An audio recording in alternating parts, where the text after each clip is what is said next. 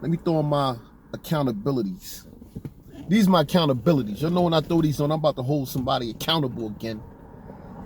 First, let's get into a little history of Studio 54.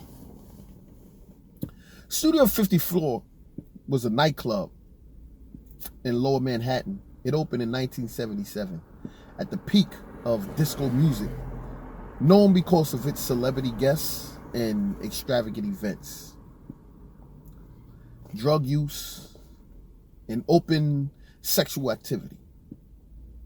Meaning, you had folks sniffing cocaine, freebasing, meaning smoking cocaine, and having sex on the dance floor, bathrooms and couches in private areas. It only stood afloat for 3 years, and the owner sold it for $4.75 million after going to prison. It was crazy because Bianca Jagger rode a white horse across the dance floor for a birthday. Then you had the rubber room, where sex cubicles was in the basement, or VIP on the balcony, where people had sex at. An all-star studded event every week, from John Lennon to Mick Jagger, Bruce Springsteen, Drew Barrymore, and even Michael Jackson frequent Studio 54. Yes, Michael. We Are the World. Beat It. Billie Jean. Michael Jackson. Talk back to 10. I'm talking to you. The same Michael Jackson that Unique Mecca Audio spoke of on Vlad TV. And that he seen Michael Jackson with his own 2 eyes, freebasing. Now his story, Unique Mecca Audio, would be hard to believe by many or accepted because of the love and commitment they have for MJ. Well, just like every other superstar, you have to be a human being first. And like all human beings, we have our flaws. Michael Jackson had no secrets when it came to his behavior. Which also brings us to Drew Barrymore, who at the age of 9 attended Studio 54 out of her own mouth, out of her mother's words. Attended Studio 54 at the age of 9 and was with grown men and using drugs. Talk back to 10, I'm talking to you. This is what was going on in there. And these are the stories that you heard about. What about the ones you didn't hear about? You just heard a new story from Unique Mecca Audio talking about seeing Michael Jackson freebase.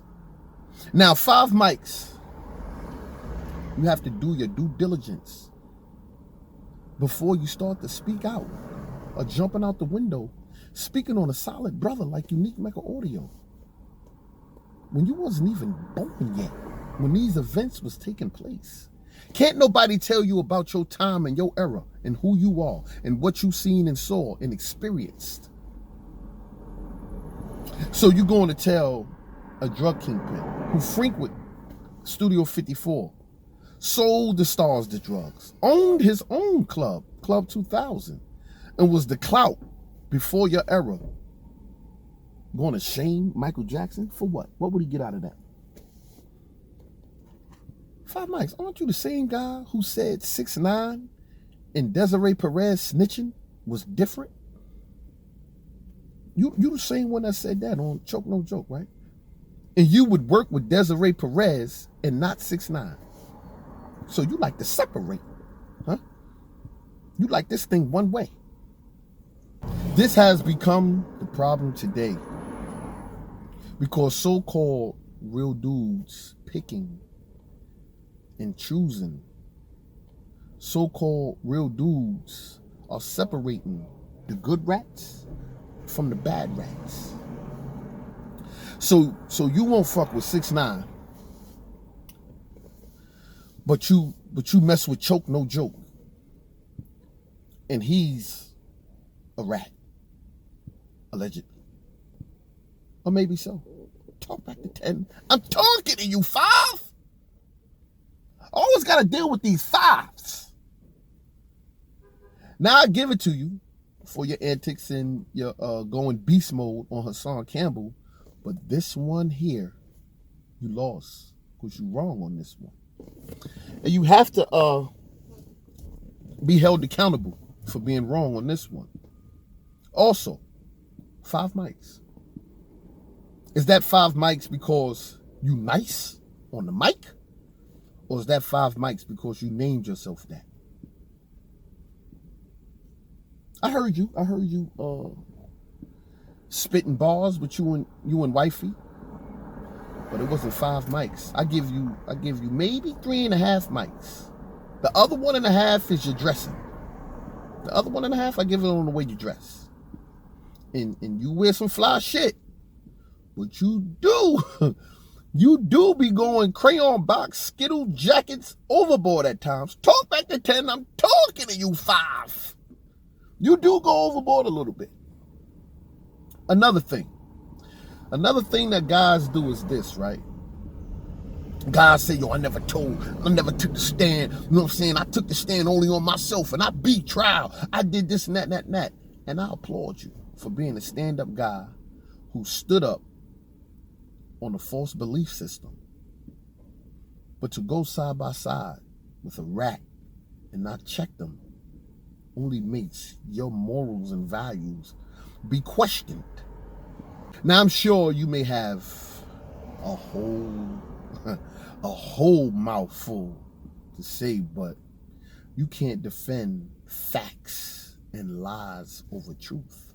You cannot put the truth over these lies.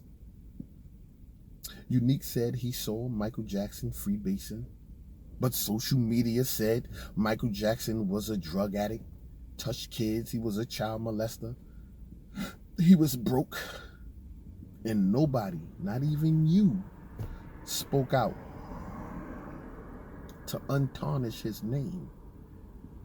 But when your own kind speaks out, or someone of your stature, or who you think is beneath you, you want to speak out against them. Most of our stars make it and forget about where they came from. They go broke, get fucked up, and mess up their own legacy. Pipe down, young. You in an era that you wasn't even here.